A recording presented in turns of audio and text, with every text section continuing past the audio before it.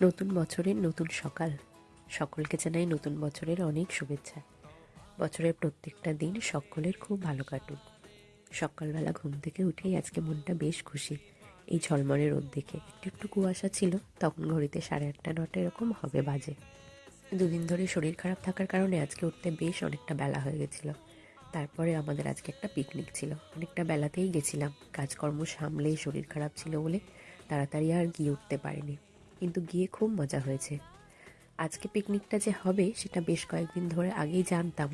খুব মজাতেই ছিলাম, কিন্তু শরীর খারাপ করাতে আনন্দটা একটু কম হয়েছে। তবে গিয়ে কিন্তু মনটা খুব ভালো হয়ে গেছে। আর আমার ছেলের কথা কি বলবো, ওর তো খালি লক্ষ্য বেলুন নেবো, চকলেট নেবো।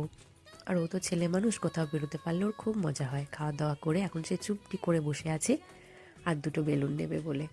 রং বেরঙের খেলনা দেখতে পাচ্ছে। ওর বয়সে একজন ছিল, সেও খেলতে খেলতে হাঁপিয়ে গেছে, খেয়ে দিয়ে ঘুমিয়ে পড়েছে। এটা আমার এক হাজবেন্ডের বন্ধুর বাড়ি, সেখানেই পিকনিকটা ছিল। খুব মজা হয়েছে। আবার চকলেট পেয়েছে ফেরার সময়, কি খুশি, বলছে মা তাহলে কয়েকটা ছবি তুলি চলো।